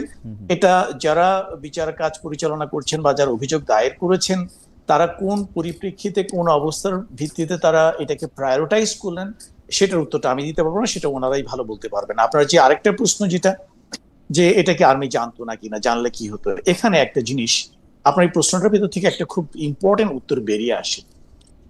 প্রথমত হচ্ছে যে আর্মির এটা জানার কোনো স্কোপ ছিল কিনা। আর্মি ইন্টেলিজেন্সের থ্রুতে অনেক কিছুই জানতে পারে, বাট ইন্টেলিজেন্সের থ্রুতে আপনি যে জিনিসটা জানেন সেটাকে কিন্তু কোথাও এভিডেন্স হিসেবে ব্যবহার করা যায় না। এটা একটা আইনের ব্যাপার, হচ্ছে যে আমার কাছে কোনো গোয়েন্দা তথ্যের উপর ভিত্তি করে আমি কাউকে বিচার করতে পারি না। লাইক কেন there has to be evidences, documentary evidences and all. যেই অপরাধগুলো সংঘটিত হয়েছে, যে সংস্থার ভিতরে থেকে তারা অপরাধগুলো করেছে, এই জিনিসটা আমাদের যে এজি যে বক্তব্য দিলেন সেটা থেকেও আপনারা পরিষ্কার হয়েছে। সেটা হচ্ছে যে ওই সমস্ত সংস্থাগুলোর উপরে কিন্তু সেনাবাহিনীর কোনো নিয়ন্ত্রণ নেই। এই সংস্থাগুলো সরাসরি কাজ করে, যেমন র্যাব কাজ করে স্বরাষ্ট্র মন্ত্রণালয়ের আন্ডারে, এবং ওদিকে আপনার ডিজিএফআই সরাসরি they are accountable to the prime minister or the defence minister. এবং অ্যাকচুয়ালি যেটা আমাদের এজিও বক্তব্য সেদিন বললেন যে এমনকি আমরা যদি ডিজিএফআই এর অফিসে যেতেও চাই আমাদেরকে প্রথমে গিয়ে রিসেপশনে বসতে হয়, তারও আগে একটা অ্যাপয়েন্টমেন্ট করতে হয়। রিসেপশনে বসে থাকার পরে একজন গাইড আসবেন, উনি আমাকে এসকর্ট করে নিয়ে যাবেন ওই নির্দিষ্ট অফিসে যার সঙ্গে আমি দেখা করতে চাই। ওখানকার কথা শেষ হওয়ার পর আবার আমাকে এসকর্ট করে বের করে নিয়ে আসবেন। This is the access of even a very senior office of army inside DGFI. কাজে ডিজিএফআই এর ভিতরে কি হয়েছে না হয়েছে, তারা কি করেছে না করেছে, আমরা এটা কিছু গোয়েন্দা তথ্য পেতেই পারি, বাট এগুলোর এভিডেন্সিয়াল প্রুফ বা এগুলো আর্মির পক্ষে অবটেইন করা কোনোভাবেই সম্ভব না। দ্বিতীয় যে জিনিসটা আপনি বললেন যে আর্মি এতদিন পরে কেন মনে হলো যে তাদেরকে শাস্তি দেওয়া উচিত বা তাদের একটা এলিগেশন আছে, এই প্রসঙ্গে একটা জিনিস কি, যদি আর্মি হালকা কোনো এভিডেন্সের উপর ভিত্তি করে তাদেরকে, হ্যাঁ, গুম কিংবা অপহরণ এগুলোর ব্যাপারে আপনারা মনে করেন যে ফোর্স কি বলে এনফোর্স ডিসঅ্যাপিয়ারেন্স যেটাকে বলা হয়, এইটার ব্যাপারে সরাসরি কোনো আর্টিকেল বা কোনো সেকশন সেনা আইনে নাই, এটা ঠিক। বাট সেনা আইনের সেকশন 59 যেটা, সেটার মাধ্যমে কিন্তু আপনি যে কোনো সিভিল অফেন্সের বিচার করতে পারেন। ওই সিভিল অফেন্সের ওই সার্টেন ওই লয়ের রেফারেন্স আপনি করতে পারেন। সে ফর এক্সাম্পল এনফোর্স ডিসঅ্যাপিয়ারেন্সের উপরে যে আইসিটি অ্যাক্টের যে সুনির্দিষ্ট যে ধারাটি আছে, আমাদের সেনা আইনের 59 সেকশন 59 আমাকে অ্যালাউ করে ওই ধারার রেফারেন্স দিয়ে তাকে দোষী সাব্যস্ত করা, এবং ওই ধারা তার জন্য যে শাস্তি বরাদ্দ রেখেছে সেই শাস্তি যদি এমনকি মৃত্যুদণ্ড পর্যন্ত হয় সেটা দেওয়ার প্রভিশনও কিন্তু সেকশন 59 এর মাধ্যমে আছে। এখন প্রশ্ন হলো, যদি আর্মি তাড়াহুড়ো করে সেনাবাহিনী এদেরকে অন্য কোনো উইক চার্জ ফ্রেমিং করে এই একই কর্মকাণ্ডের জন্য তাদেরকে একটা বিচার করে ফেলতো, তারপরে আপনি তো তাকে একই অফেন্সের জন্য আপনি তো সেকেন্ড টাইম তাকে পানিশ করতে পারবেন না। আমার যেটা ধারণা, আমার ব্যারিস্টার আরো ভালো বলতে পারবেন উনি, আমার সহ আলোচক, যে for one offence you cannot punish someone twice, আপনি একজনকে দুবার কিন্তু পানিশমেন্ট দিতে পারেন না। সো আর্মির যদি ইন্টেনশনটা ইল ইন্টেনশনই থাকতো, যদি এদেরকে সেফগার্ড করার কোনো ইন্টেনশনই আর্মির থাকতো, আর্মি কি করতো, আর্মি টপ লিডারশিপ করতো কি তাড়াহুড়ো করতো একটু উইক চার্জ ফ্রেমিং করে উইদিন সেনা আইনের ভিতর তাকে শাস্তি দিয়ে দিত, আপনি কিন্তু পরবর্তীতে আইসিটি নিতে পারতেন না। এটা মানবাধিকার বিশ্বের কোনোখানে এটাকে অ্যালাউ করবে না যে for one offence you punish someone twice, কিন্তু আর্মি সেটা করে নাই। বিকজ এখানেই হচ্ছে আর্মি ট্রান্সপারেন্সি। তারা চেয়েছে যে শুধুমাত্র অনুমানের উপর ভিত্তি করে কিংবা কোনো গোয়েন্দা তথ্যের উপর ভিত্তি করে কাউকে শাস্তি দিতে আর্মি মনে করেছে, যেটা আমার ধারণা, আমি তো এখন আর্মিতে জব করি না, but this is how we work, আমরা আর্মিতে যখন ছিলাম এভাবেই করতাম। কারণ আইনের কাজ কিন্তু একটা অপরাধীকে শাস্তি দেওয়া, এবং এটা আপনারাও জানেন, যদি প্রয়োজন হয় 10 জন নিরপরাধ ব্যক্তিকে বাঁচানোর জন্য একজন অপরাধী ব্যক্তিকে যদি ছেড়ে দিতে হয়, দ্যাট ইজ ইভেন বেটার। কিন্তু 9 জন দোষীকে শাস্তি দিতে গিয়ে একজন নিরপরাধ লোক যাতে শাস্তির আওতা না পড়ে। সো আমাকে তো যাকে আমি আসামি বলছি বা যাকে আমি অভিযুক্ত করছি তার হিউম্যান রাইটসটাও তো আমাকে দেখতে হবে। সো আমি যেন তেন প্রকারে একটা উইক চার্জ ফ্রেমিং করে যদি আমি তাকে একটা শাস্তি দিয়ে দেই, তখন আমার এই শাস্তি দেওয়াটার পেছনের নেপথ্যের উদ্দেশ্যটাই কিন্তু প্রশ্নবিদ্ধ হবে। সো আই থিঙ্ক আর্মি অত্যন্ত যৌক্তিক কাজ করেছে, যেটা যেই অন্যায়গুলো বা অপরাধগুলো সংঘটিত হয়েছে তাদের নিয়ন্ত্রণের বাইরে থেকে অন্য কোনো সংস্থাতে থেকে, সেটার উপরে কিছু ইন্টেলিজেন্স ইনফরমেশন কিংবা অনুমান নির্ভর কিছু এর উপর ভিত্তি করে তারা উইক চার্জ ফ্রেমিং করে তাদেরকে লঘু শাস্তি দেওয়ার যে উদ্যোগ নেয়নি, আমি এটাকে সাধুবাদ জানাই। এটা কিন্তু আইনের প্রতি এবং বিচার ব্যবস্থার প্রতি আমি মনে করি সেনাবাহিনীর একটা শ্রদ্ধারই বহিঃপ্রকাশ। নেক্সট যে বিষয়টা আসছে, আমি কি মাঝখানে একটা প্রশ্ন শুধু করতে পারি হ্যাঁ। ডক্টর ইউসুফ? সেইটা হচ্ছে যে আমি Sure, শুধু sure. বোঝার জন্য একটা নাম বলতেছি। ধরেন এনটিএমসির হ্যাঁ। দায়িত্বে যিনি ছিলেন, national telecommunication monitoring commission council committee কি জানি না, ওই এনটিএমসির দায়িত্বে যিনি ছিলেন মেজর জেনারেল জিয়াউল আহসান, আমরা কিন্তু 5 আগস্টের পরে দেখলাম মেজর জেনারেল জিয়াউল হাসানের বিরুদ্ধে একটা মামলা করা হয়েছে, তাকে আদালতে নিয়ে যাওয়া হয়েছে।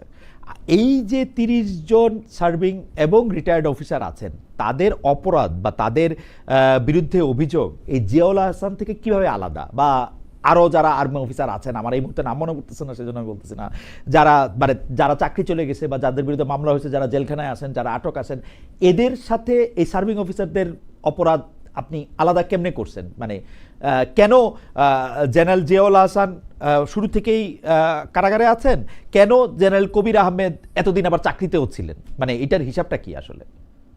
উত্তরটা তো আপনিই দিয়ে ফেলেছেন, কারণ জিয়াউল হাসানের এগেইনস্টে মামলা হয়েছিল, এদের এগেইনস্টে মামলাটা এখন হলো, এদের এগেইনস্টে চার্জ গঠনটা এখন হলো। এতদিন এদের এগেইনস্টে কোনো চার্জ গঠন হয়নি, এদের নামে কোনো মামলা হয়নি। সো কারণ নামে যখন কোনো মামলা না হয়, আমি কিভাবে তাকে আইনের হাতে সুপর্দ করব? সেনাবাহিনীর হাতে তো মানে মামলা ছাড়াও আরো অনেক সেনা কর্মকর্তাকে চাকরি, বাধ্যতামূলক অবসর, রিটায়ারমেন্টে বা বরখাস্ত করা বা সেনা আইনে শাস্তি দেওয়া হয়েছে কিনা আমি কিন্তু জানি যে হয়েছে, আরো 5 আগস্টের পরে আরো বেশি Right. কর্মকর্তা। তো তাদের সাথে ইনারা কিভাবে ডিফারেন্ট? রাইট। এখন সেনা আইনে যখন কারো এগেইনস্টে আপনি কাউকে যখন শাস্তি দিতে চান, তার এগেইনস্টে একটা চার্জ গঠন করতে হয়। তো চার্জ গঠন করার জন্য যে আপনার এভিডেন্স গুলো বা যে সমস্ত কি বলা যায় এটাকে, হ্যাঁ এভিডেন্স, এটা বাংলায় কি মনে পড়ছে না, হ্যাঁ হ্যাঁ, যে এভিডেন্স গুলো প্রয়োজন, সেই এভিডেন্স গুলো যখন সেনা কর্তৃপক্ষ কাছে থাকে, তখন তার একটা কংক্রিট চার্জ গঠন করে তাদেরকে আইনের আওতায় এনে কোর্ট মার্শালের মাধ্যমে, বা সামারি কোর্ট মার্শাল হতে পারে, field general court martial, different types of court martials are there. তো এখন অভিযোগ করার মতো যখন পর্যাপ্ত এভিডেন্স তাদের হাতে থাকে অভিযোগ গঠন করার জন্য, তখন তাদের এগেইনস্ট অভিযোগ গঠন করা হয়েছে, তাদেরকে শাস্তি দেওয়া হয়েছে। This is my way of understanding, because যখন এই ঘটনাগুলো ঘটেছে আমি কিন্তু অলরেডি সেনাবাহিনীর বাইরে, আমি আজকে 3 বছর হলো রিটায়ার করেছি। বাট আমি যেটা বুঝি যে আপনি যখন চার্জ গঠন করার মতো এভিডেন্স পাবেন, তখন চার্জ গঠন করে সেনা আইনের ওই সংশ্লিষ্ট সেকশনে গিয়ে ওই ধারা বলে আপনি তাকে শাস্তি দিতে পারেন। দ্যাট কুড বি তাকে চাকরি থেকে বহিষ্কার করা, বা তার এটাকে কি বলে, তার ফোর্সিবল রিটায়ারমেন্টে পাঠানো। কিন্তু যখন আপনার কাছে এভিডেন্সটা না থাকে চার্জ গঠন করার মতো, যেমন আমি আবারও বলছি, চার্জ গঠন করতে পারবেন কখন? যখন সেনা পরিধির ভিতরে থেকে সে কোনো একটা অন্যায় করেছে, যেখানে তার একাধিক আমি উইটনেস সংগ্রহ করতে পারতেছি, হ্যাঁ, বা কেউ স্বপ্রণোদিত হয়ে এটাকে কমপ্লেইন করলো কোর্ট অফ।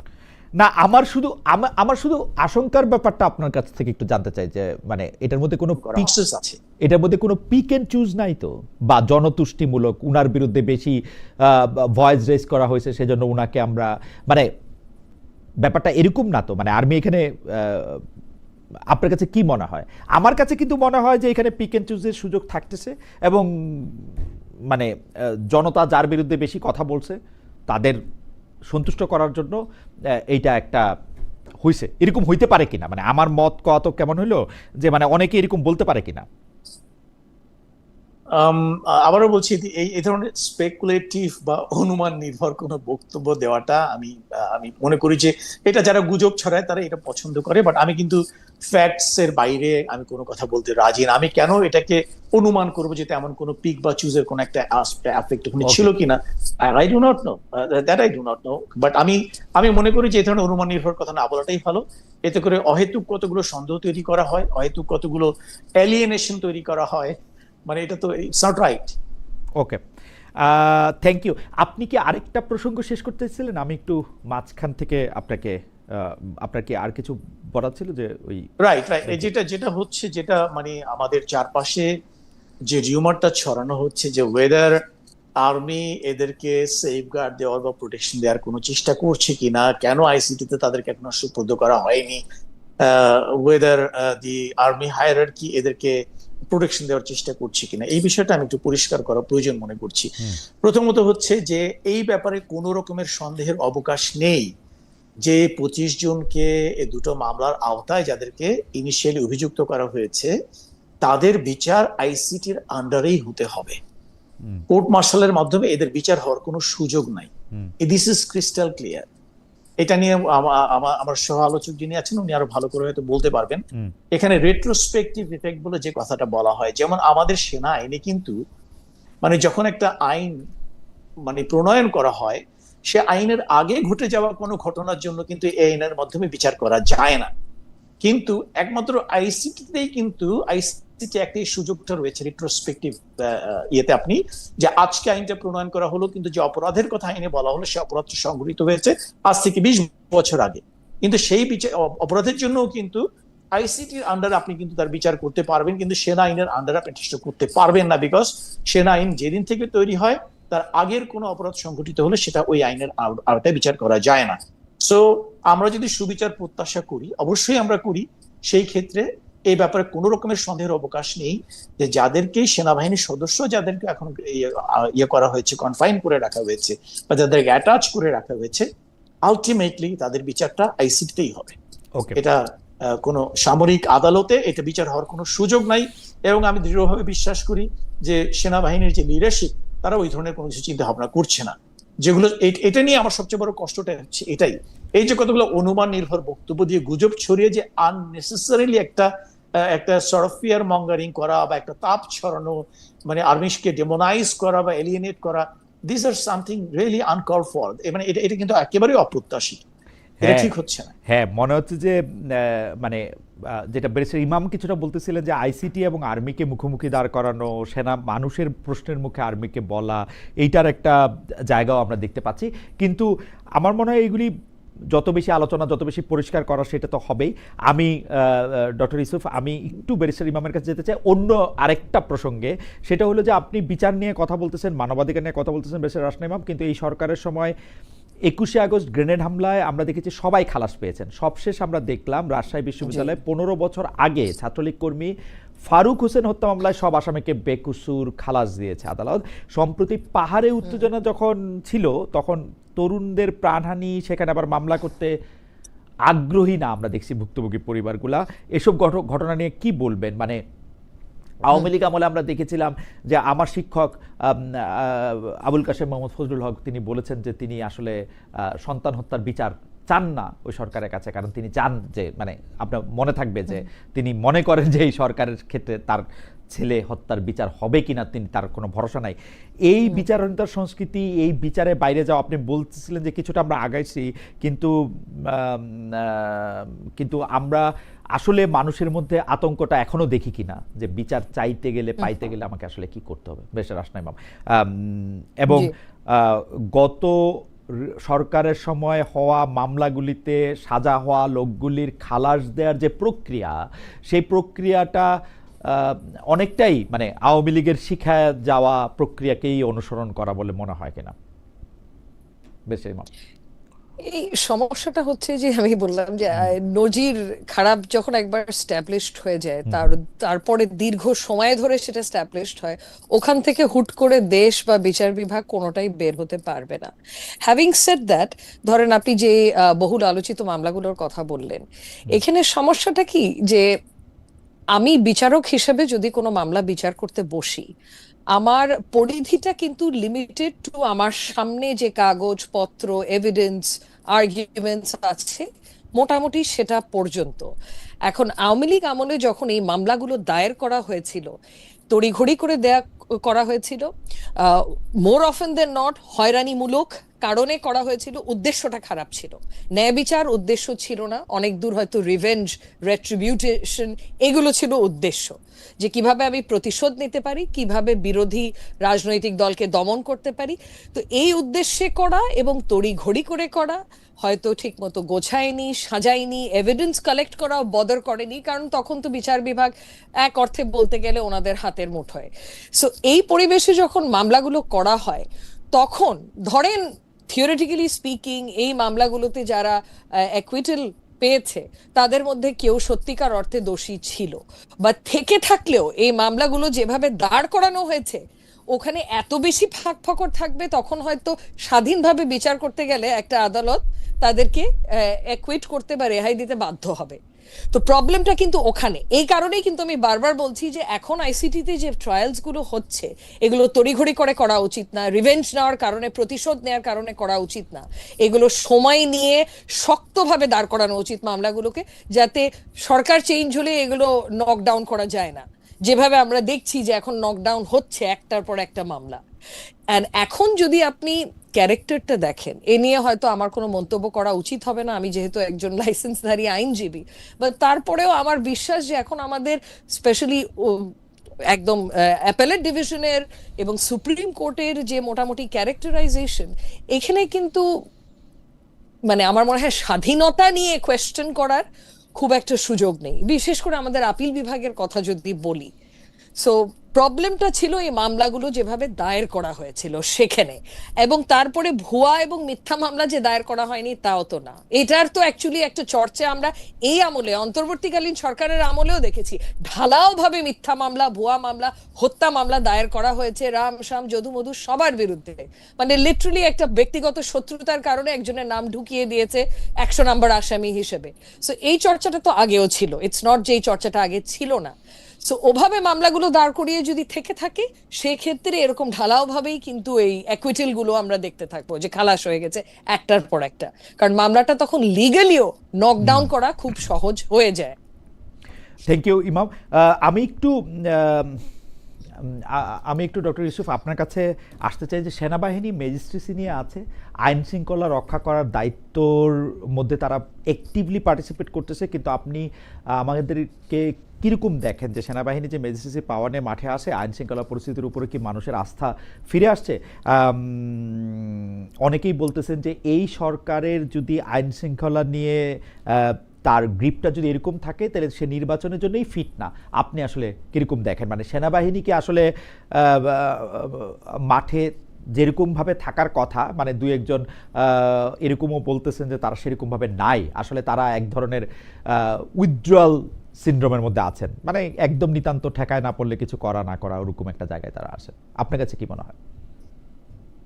রাইট, সেনাবাহিনী আপনি যেটা বলছেন সর্ট অফ ইনডিফারেন্ট, যে কিছু কিছু ক্ষেত্রে একটু নিষ্ক্রিয়তা বা একটু হয়তো যেভাবে তাদেরকে জিনিসটাকে অ্যাড্রেস করা প্রয়োজন ছিল অতটা অ্যাগ্রেসিভলি বা অতটা অ্যাক্টিভলি তাকে অ্যাড্রেস করছে না, এই অভিযোগটা আপনার মতো আমরা অনেকই ব্যাপারটা লক্ষ্য করেছি। কিন্তু আমাদের যেটা লক্ষ্য করা দরকার সেটা হচ্ছে এটার অন্তর্নিহিত বা আন্ডারলাইং রিজনসটা কি। আপনি জাস্ট আজকের ঘটনাটা দিয়ে খেয়াল করেন, আজকে যখন একটা সাধারণ সৈনিক বা সেনাবাহিনীর যে কোনো সদস্য সে যখন দেখছে যে আপনি একটু এখানে আমি একটু একটু প্রাতিষ্ঠানিক দৃষ্টিকোণটা একটু বলতে চাচ্ছি, লিগাল আসপেক্টটা কিন্তু এখানে ধরবেন না আপনি। যেমন ধরেন আমরা যখন নাকি প্রথম সেনাবাহিনীতে আসি বা যে কোনো বাহিনীতে জয়েন করি, আমরা কতগুলো ওথ নেই, বাংলাদেশের সরকার, রাষ্ট্রপতি এবং সংবিধানের প্রতি পরিপূর্ণ শ্রদ্ধা এবং আনুগত্য পোষণ করিব, ঊর্ধ্বতন কর্তৃপক্ষের যে কোনো আদেশ পালন এবং মান্য করিব, নিজ জীবন বিপন্ন করিয়াও, এই কথাটা বলা হয়। That means he is oath bound to lay down his life to execute an order given to him by his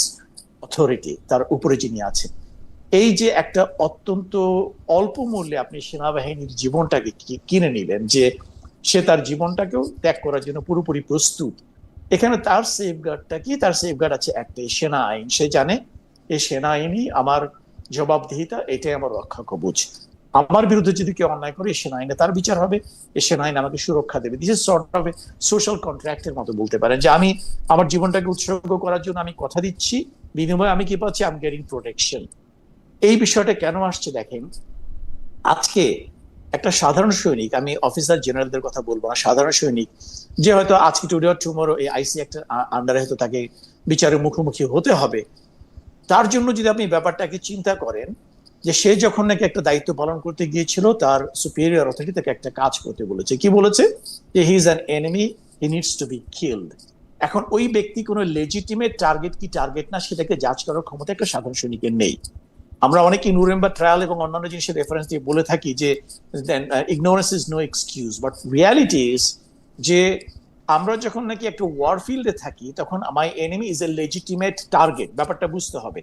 এখন আমি যেটা ওয়ারের কথা বলছিলাম, যখন হাসিনা যখন নাকি ডিক্লেয়ার করে they are fighting a war against the terrorist, আমি ড্রাগের বিরুদ্ধে যুদ্ধ ঘোষণা করছি, সো ক্লাসিক্যালি একাডেমিক সেন্স আমি বলতে পারি that's a war. So he who is recognised as a terrorist, he becomes a legitimate target for the soldier who is on ground. আমি ব্যাপারটা আশা করি বুঝাতে পেরেছি। তো সে কিন্তু তাকে একটা লেজিটিমেট টার্গেট ধরে নিয়েই কিন্তু তার দিকে গুলিটা ছুঁড়েছে। আমি যদি এটা বলি, তাহলে সেই ক্ষেত্রে আজকে যখন তাকে আইসিটি মামলা তাকে অভিযুক্ত করা হচ্ছে, তাকে দোষী সাব্যস্ত করে শাস্তি দেওয়া হচ্ছে, এইটা for the rest of the people in the army তাদের হবে কি এরপর থেকে তাকে যখনই কোনো আদেশ দেওয়া হবে কোনো একটা কাজ করার জন্য সেইটার লিগাল ইমপ্লিকেশনস তাকে আগে চিন্তা ভাবনা করার চেষ্টা করবে। যে ছোটকালে আমরা যে কবিতাটা পড়েছি, charge of the light brigade, there is not to reason why, there is but to do or die. মানে you don't ask why, you just do it or you die. মানে এই ধরনের যে একটা প্রফেশনাল আর্মির যে অ্যাটিটিউডটা থাকার কথা, তখন আমাদের প্রত্যেকটা রেজিমেন্ট ইউনিটের ভিতরে প্রচুর লয়ার তৈরি হবে, ওখানে কোনো সোলজার থাকবে না, because everyone will try to interpret the order given to him from the higher up from legal perspective. এই যে একটা ক্ষতি হয়ে যাচ্ছে, এই যে আজকে যে জিনিসটা দেখতে পাচ্ছেন যে অনেক জায়গাতেই যেভাবে অ্যাক্ট করা প্রয়োজন ছিল প্রোঅ্যাক্টিভলি ওইভাবে অ্যাক্ট করছে না, বিকজ প্রবাবলি তাদের মনের ভিতরে একটা ফিয়ার কাজ করছে, আজকে আমি এই কাজটা করতে গিয়ে পরবর্তীতে আবার কোন আইনে আমাকে ধরে ফেলা হয়, আমাকে আবার জেলে ঢুকিয়ে দেওয়া হয়। So this is probably acting as একটা বার, একটা হিসেবে কাজ করছে এখানে, একটা তাদের সাইকোলজিক্যাল একটা ফিয়ার হিসেবে কাজ করছে। আমার মনে হয় আপনার এই বক্তব্যের সাথে আমি পুরোপুরি বুঝতেও পারছি এবং আমি আসলে একমত পোষণ করি। আমি ব্যারিস্টার ইমামের কাছে একটু জানতে চাইবো যে ব্যারিস্টার ইমাম, আপনি সেনাবাহিনী ম্যাজিস্ট্রেসি পাওয়ার নিয়ে বাংলাদেশে থাকার পরে আপনি এটাকে কিভাবে দেখেন, এবং আপনি এই সেনাবাহিনী সহ যারা আইন শৃঙ্খলা রক্ষা করতে সাহায্য করতেছেন তাদেরকে ইলেকশনে ফিট মনে করেন কিনা, সামনের ইলেকশনের আইন শৃঙ্খলা রক্ষা করা? জি, ইনফ্যাক্ট এই ব্যাপারে তো খালেদ ভাই আমার একটা মোটামুটি শক্ত অবস্থান আছে। সামনে যে নির্বাচন আছে এই নির্বাচনে সেনাবাহিনী মানে একেবারে অপরিহার্য, কারণ আমরা দেখেছি যে অন্তর্বর্তীকালীন সরকার কিন্তু আইন শৃঙ্খলার পরিস্থিতিটা পুরোপুরি নিয়ন্ত্রণে আনতে পারেননি, যে কারণে ম্যাজিস্ট্রেসি পাওয়ারটা দেয়া, এবং সেনাবাহিনীর আমি আশা করি যে ম্যাজিস্ট্রেসি পাওয়ারটা কন্টিনিউ করবে আপ আনটিল ইলেকশন, কারণ না হলে আমার মনে হয় না এই সরকার একটা ল অ্যান্ড অর্ডার বজিয়ে রাখতে পারবে নির্বাচনের সময়। সো একেবারে অপরিহার্য, আমার মনে হয় সেনাবাহিনীর ফুল সাপোর্ট আমাদের দরকার হবে, এবং যে কারণেই এসব ধরনের গুজবে মানে কান দেওয়া উচিত না, কারণ এটা দেশকে অস্থিতিশীল করবে, সেনাবাহিনীকে অস্থিতিশীল করবে এবং নির্বাচনকে কোনো না কোনো অজুহাতে পিছিয়ে দেবে, যেটা কারো জন্যই ভালো হবে না। তো তার জন্য আবারও আমি বলবো যে আমি আশা করছি যে ডায়ালগ এবং কমিউনিকেশনের মাধ্যমে আইসিটি, সেনাবাহিনী বা অন্তর্বর্তীকালীন সরকার এবং সেনাবাহিনী এদের মধ্যে একটা কমিউনিকেশন চ্যানেল যাতে খোলা রাখা হয়, কারণ আমি কিন্তু অনেক সার্কেল থেকে শুনতে পারছি যে অন্তর্বর্তীকালীন সরকারের সাথে সেনাবাহিনীর ঠিক ওপেন কমিউনিকেশন চ্যানেল নেই। হ্যাঁ, 100% রিলায়েবল সোর্সেস কত দূর আমি ঠিক জানি না, কিন্তু এটা অত্যন্ত আশঙ্কাজনক যদি একটা ওপেন কমিউনিকেশন চ্যানেল আমাদের এরকম একটা পরিস্থিতিতে সেনাবাহিনীর সাথে না থাকে। সো ওনাদের ভূমিকাটা যতই বিতর্কে ওনাদেরকে এবং সেনাবাহিনীর চিফকে আনুক না কেন, এইসব বিতর্ক আপাতত বাংলাদেশের সার্বভৌমত্বর জন্য এবং নির্বাচনের জন্য এবং এই ডেমোক্রেটিক ট্রানজিশনের জন্য অত্যন্ত হার্মফুল, এবং এগুলো আমাদের অ্যাভয়েড করা উচিত কমিউনিকেশনের মাধ্যমে, ডায়লগের মাধ্যমে, এবং এসব গুজব যারা ছড়ানোর চেষ্টা করছে এদেরকে যতভাবে পারা যায় সাইডলাইন করা উচিত, কারণ এদেরও উদ্দেশ্য ভালো হতে পারে না। আমাদের দর্শকদের একটা মতামত ব্যারিস্টার ইমাম আপনার কাছ থেকে একটু বলি। অনেকগুলি দর্শকদের যে আইসিটি ট্রাইব্যুনালে যে মামলাগুলি হইতেছে সেগুলো আমরা লাইভ দেখতে পাচ্ছি, প্রথমবারের মতো আদালত থেকে আমরা লাইভ দেখতে পাচ্ছি, স্বচ্ছতার খাতিরে এটা করা হচ্ছে। কেউ কেউ প্রশ্ন করতেছেন অন্যান্য মামলাগুলি কেন আমরা লাইভ দেখবো না। আপনার একজন কলিগ ব্যারিস্টার সুমন সম্পর্কে বলতেছেন যে ব্যারিস্টার সুমনের বিরুদ্ধে যে অভিযোগ সেইটা আমরা কেন লাইভ দেখবো না, তার সম্পর্কে আইনজীবীরা কেন কথা বলতে পারবেন না। আপনি যদি এটা একটু মন্তব্য করেন যে মানে উনার অপরাধ যে উনি এমপি হয়েছিলেন গত খারাপ সরকারের খারাপ এমপি, তাই বলে তার আইনের অধিকার তো আর তার বন্ধ হয়ে যায় না। না না না, অভিযুক্ত হলেই যে আইনে কোনো অধিকার তার জন্য নেই তা তো না, আমাদের সংবিধানেও আছে, অনেক ধরনের অধিকারই তার আছে, সবারই আছে যারাই অভিযুক্ত। কিন্তু আপনি যেটা বলছেন যে এই লাইভ ব্রডকাস্ট করা ট্রায়ালস গুলোর, এই নিয়ে তো আমরা অনেক বছর ধরেই কথাবার্তা বলে আসছি, বিশেষ করে কোভিডের সময় এটা নিয়ে আমরা অনেক কথাবার্তা বলেছি যে ইন্ডিয়ান সুপ্রিম কোর্টে যেরকম এখন বেশ নিয়মিত লাইভ ব্রডকাস্ট করা হয় অনেক মামলা, এবং there is no earthly reason আমরা কেন করতে পারবো না, কারণ আমাদের কিন্তু সেই সক্ষমতা কোভিডেই চালু হয়ে গেছিল।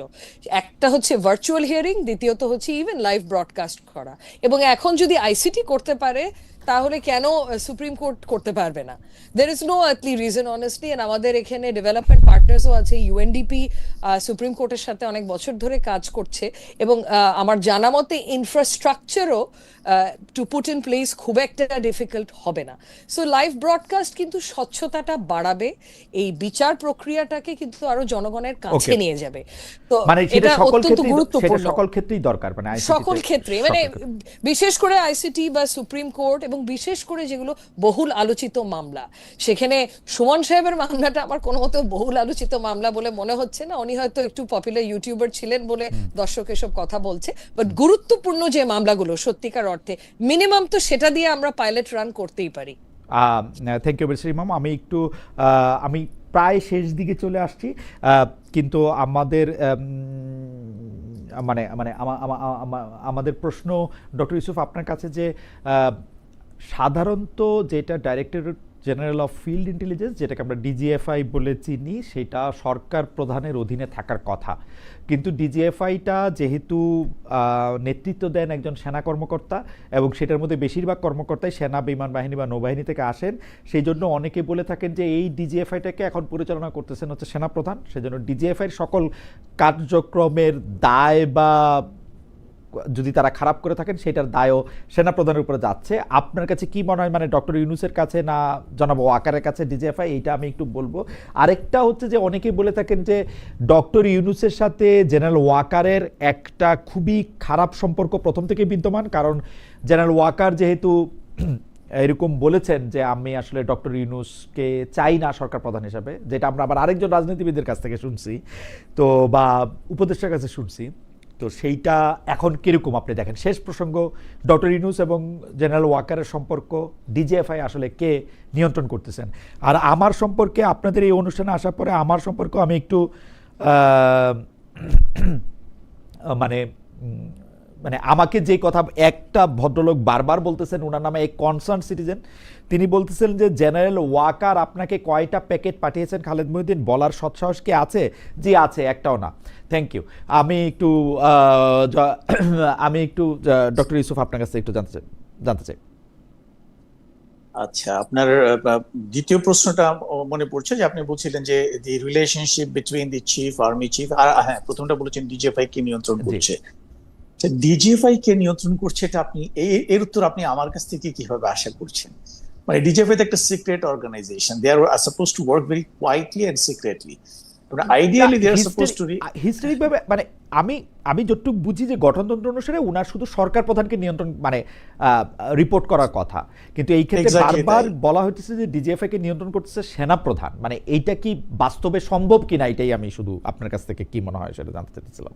না, আমার প্রশ্ন হচ্ছে যে যারা এই কথাটা বলছেন, যদি ডিজিএফআই কে সেনাপ্রধান কন্ট্রোল করেই থাকতেন, জাস্ট হাইপোথেটিক্যালি আমি বলি, তাহলে প্রফেসর ইউনূস, ডক্টর ইউনূস এটাকে মেনে নেবেন কেন? Because DGFI is his baby.